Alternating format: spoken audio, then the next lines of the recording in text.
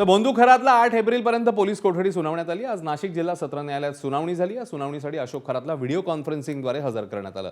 तपास अधिकारी किरण कुमार सूर्यवंशी आणि सरकारी वकील ॲडव्होकेट शैलेंद्र बागडे यांनी न्यायालयात युक्तिवाद केला। यावेळी पोलिसांनी 7 दिवसांच्या कोठडीची मागणी केलेली।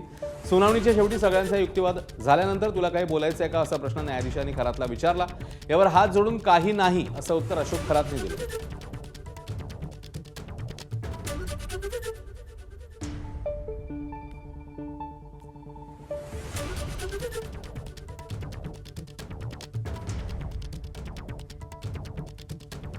तर दरम्यान कोर्टामध्ये नेमका काय काय युक्तिवाद झाला आपण नजर टाकूया।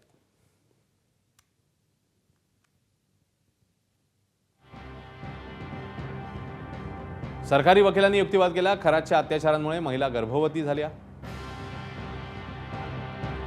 खरातने गोळ्या देऊन गर्भपात केला।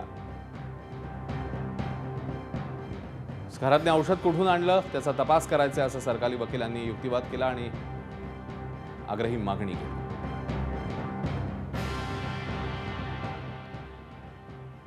सरकारी वकील यांनी आणखी एक बाब कोर्टासमोर आणली ती म्हणजे तू अप्सरा आहेस असं सांगून खरात शोषण करायचं।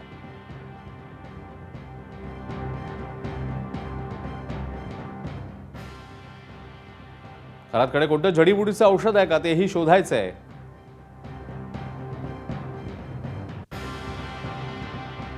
पीडितांकडे खरात आधार पॅन कार्ड मागायचा अशी ही माहिती सरकारी वकिलांनी यावेळी कोर्टामध्ये दिली। आधार पॅन का मागायचा तेही तपासायचंय।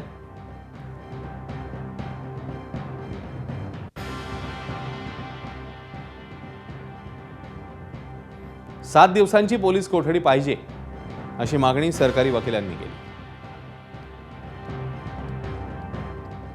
खरातचे वकील म्हणाले खरात विरोधातले दोन्ही गुन्हे हे एकसारखे आहेत।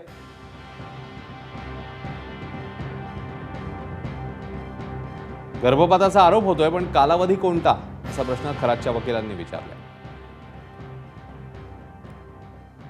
तर सोशल मीडियातील व्हिडिओ विरोधातही गुन्हे दाखल होत आहेत।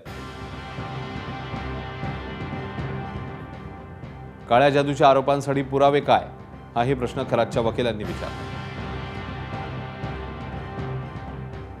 आधी 14 दिवसांची पोलीस कोठडी दिली होती, आता 7 दिवसांची गरज नाही असं खरातच्या वकिलांचं म्हणणं आहे।